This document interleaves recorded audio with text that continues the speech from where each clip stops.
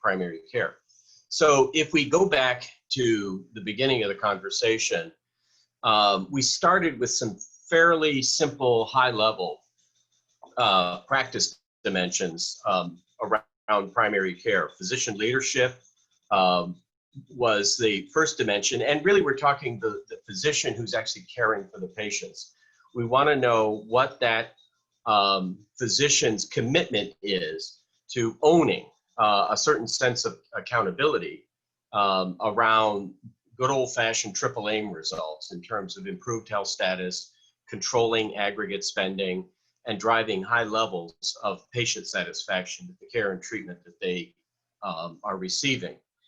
The next dimension that we looked at was staffing model. What sort of care team surrounds that physician in order to both extend that physician's message as well as complement that physician's capabilities?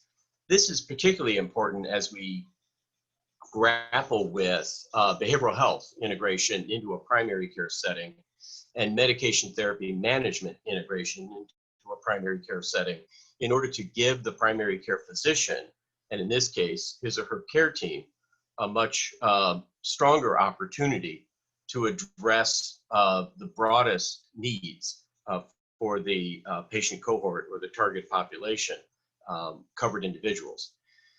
The next dimension that was part of this discovery was practice level technology. What sort of resources has the practice been able to bring unto itself in order to do a better job of understanding the needs of the patient and addressing the needs of the patient real time?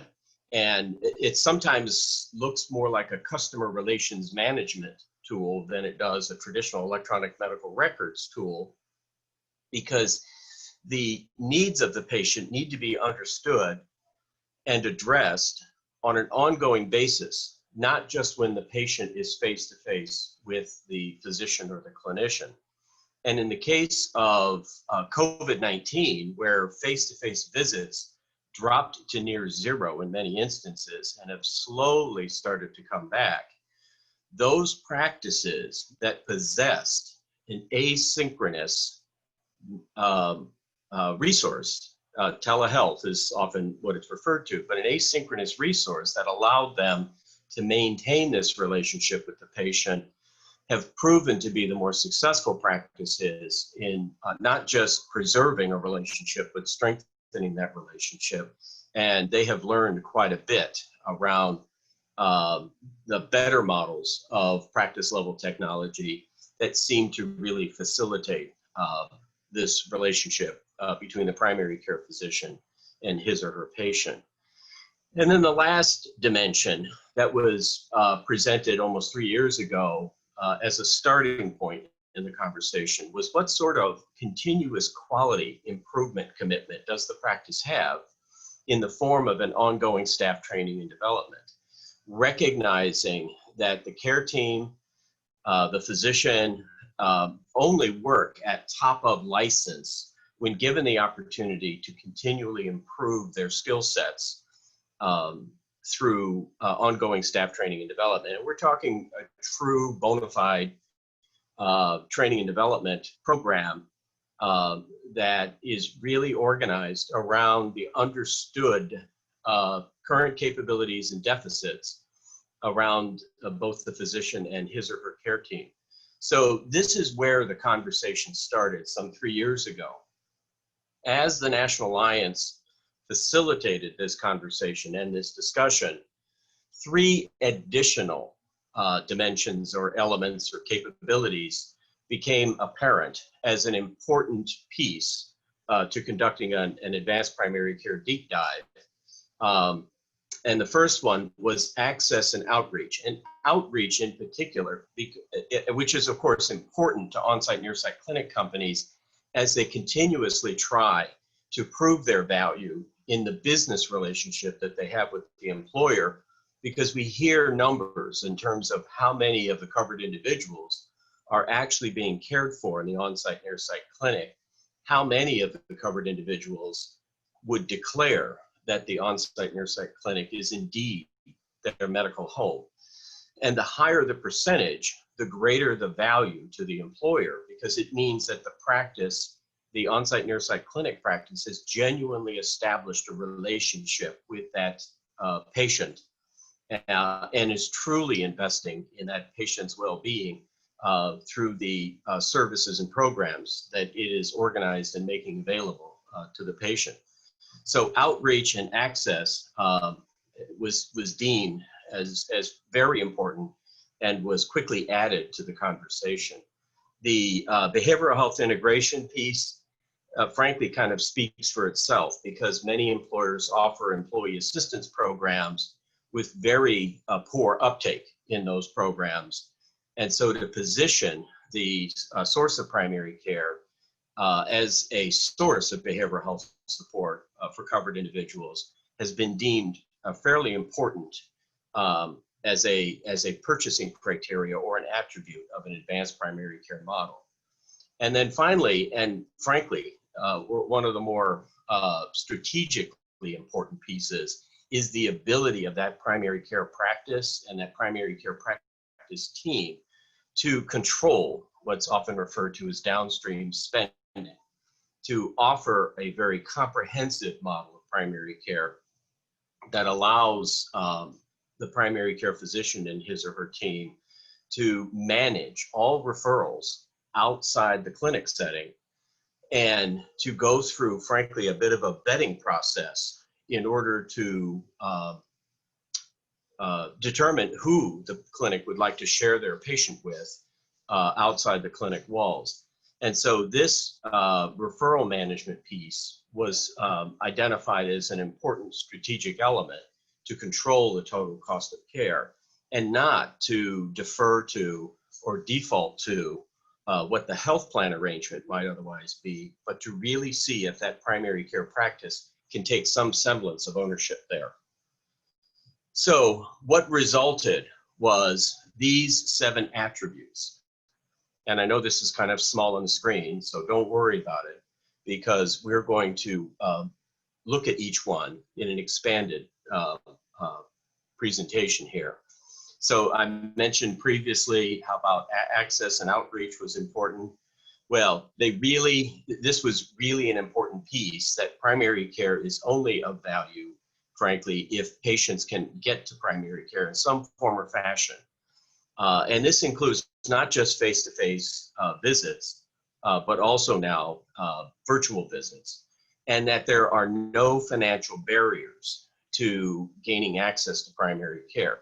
So there has been some innovation here, pressing of the envelope, if you will, here, in terms of finding innovative ways to make access to the clinic available at no out-of-pocket cost to the covered individual. And so there are various strategies and theories that are involved here, and we're all aware of the current IRS rules that appear to undermine these efforts in the presence of a high deductible HSA plan. But there has been some pretty fun innovation here in order to give the covered individual as much as possible a no out-of-pocket expense opportunity to interact with the clinic. So enhanced access was the first and foremost of the 7 attributes. The second attribute is more time with patients. They want to see how the primary care practice has been able to organize itself, particularly in the use of team members, in order to give perceptively for the patient more time to explore what their needs are, particularly in the area of social determinants of health. The expectation is that someone has to offer some level of support to a covered individual who is dealing with a variety of issues that affect their health status. And so in this scenario, the opportunity for primary care, and frankly the challenge for primary care, is to be viewed as the go-to source for covered individuals who need help. But then to, like I said, to organize it in a way, both face-to-face and virtually, where the patient's perception is that their opinion matters and that their time with a member of the care team is absolutely sacred. Realigned payment methods. This received quite a bit of conversation for sure, as yours truly refers to it as liberating primary care from fee-for-service bondage. For years, we have recognized that a fee-for-service system, particularly in primary care, undermines the financial integrity of primary care. And we certainly saw that during this period of the coronavirus, where face-to-face encounters dropped for many to near zero. And so a comprehensive payment model, which is what a number of folks are starting to refer to it as, not a capitation, not a risk-based arrangement, but rather simply a comprehensive payment that very carefully calculates the value of primary care to individual patients and to cohorts of patients in order to drive higher quality, a greater focus on outcomes, and as I said, liberate primary care from this need to generate relative value units as a method of driving revenue. The practice, the fourth attribute, the practice really needs to be capable of organizing care and delivering care that is driven by data and allows the practice to enhance the performance capability, not just of the physician, but of other members of the care team, both physical care team members as well as virtual care team members. So there has to be a business structure to the primary care that it either has or it contracts for in order to be able to represent that it is genuinely a bona fide business that is able to take ownership of these deliverables.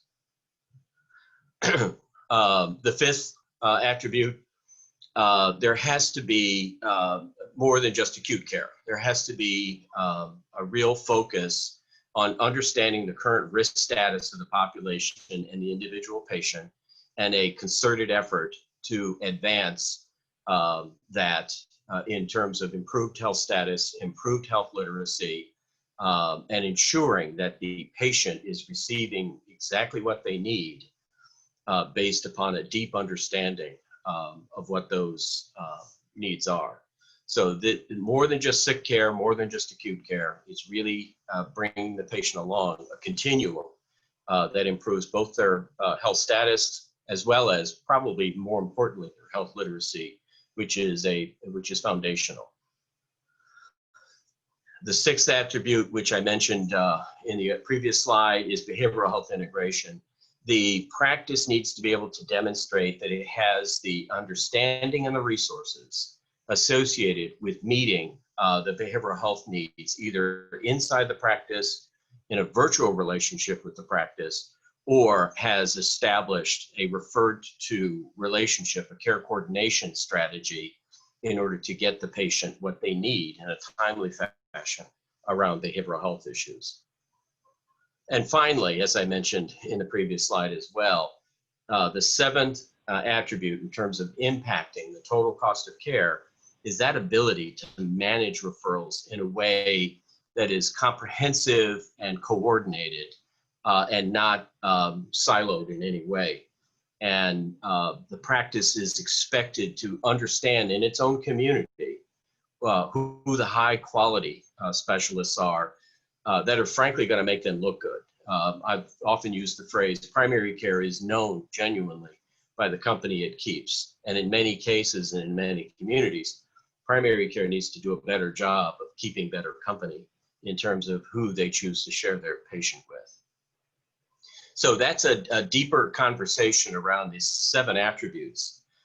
John, if you would be open to taking it from here, I'll advance these for you. But what John will share from Premise is the kind of insight and thought that they contributed consistent with these 7 attributes. Thank you, Jed. It's a pleasure to speak to this group today, and particularly on the subject of advanced primary care. As a family practitioner, I've spent 20 to 25 years contemplating how primary care is best delivered. When Jed first shared this with me about a year ago, I very clearly remember telling him that this is as good of a framework and schematic as I have seen. And in fact, it's the philosophical approach and aim that we take at Premise Health.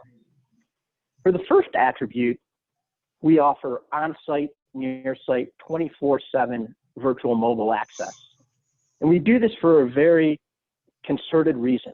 We believe that the combination of physical and digital access drives the greatest engagement because it allows us to best meet members wherever they are. Furthermore, access is really the key in that triple aim. Access is what drives quality, access drives lower cost, and access drives patient satisfaction. It's simple, but if somebody has an illness, if they have a problem, their blood sugar is high and they can't get in to see the doctor or the nurse practitioner, that leads potentially to bad outcomes. Bad outcomes lead to increased costs, and nobody is satisfied with that. For attribute 2, we know that forging connections and deeper relationships with patients is key, and you need time to do this.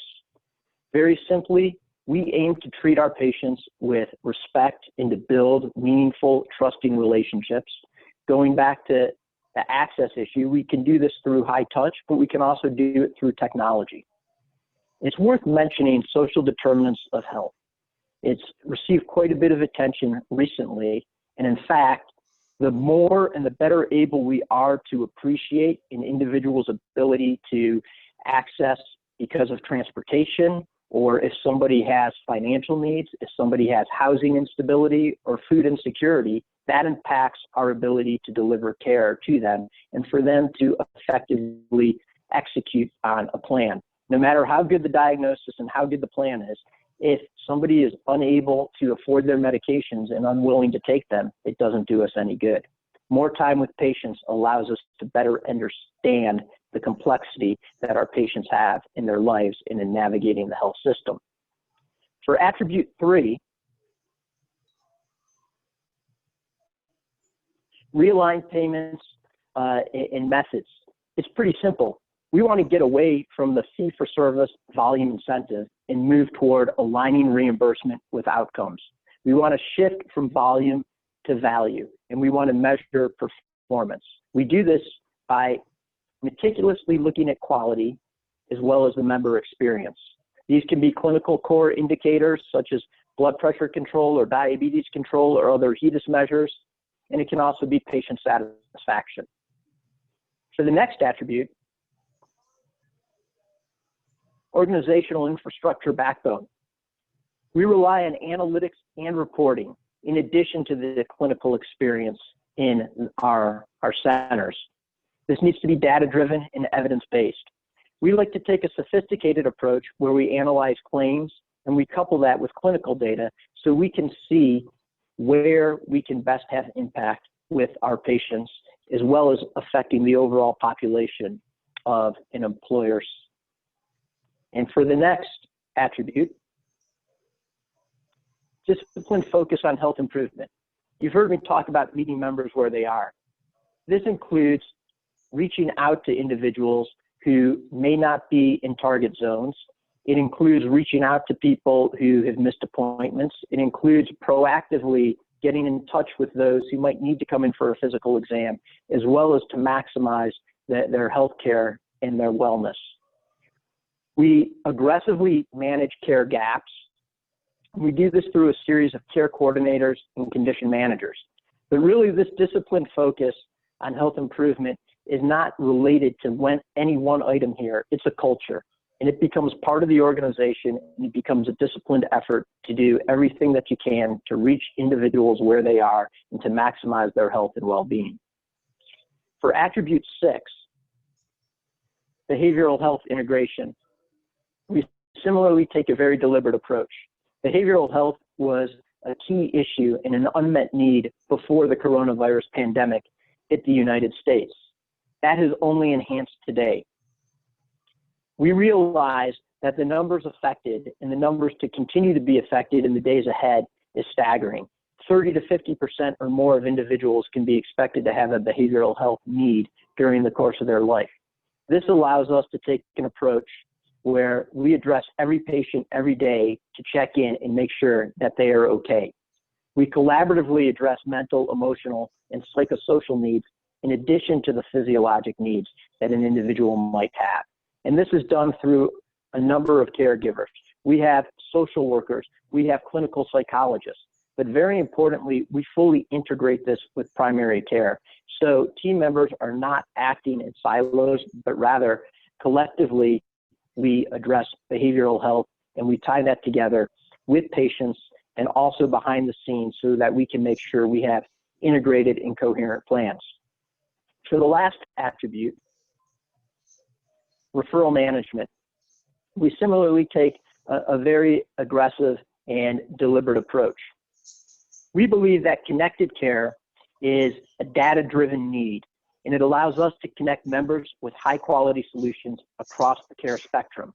This means care navigators, care consultants for second opinions, and a center of excellence network for care excellence, or where individuals may have complex and unusual healthcare needs beyond what can be addressed satisfactorily in primary care. To accomplish this, we curate high-quality, cost-effective referral networks based upon data that allows us to funnel individuals and encourage engagement with high-quality, low-cost specialists and facilities. We do this while emphasizing the member experience throughout. I would say lastly, in tying this all together, there are two philosophical elements which are key in cultural beliefs. And one is integration. As you can tell from my comments, these do not occur as distinct elements, but they rather occur together. More time with patients allows you to reach into behavioral health needs and to address those topics. Enhanced access for patients allows you to make sure that you're reaching people where they are and when is convenient for them. And again, more time with patients also allows us to explain the value of certain providers we might want to refer them to and what they can expect out of that. And the last element is continuous improvement. This is a journey. The triple aim, frequently now is referred to as the quadruple aim, is Jed so eloquently described. What started out as 4 measures quickly grew to 7. This is a non-ending journey, and we have instilled in our providers and our team that we look forward to continuously analyzing the best ways to meet the needs of our patients and our clients. And we use this as the healthy framework to do so. And with that, Jed, I'll turn it over to you for some questions.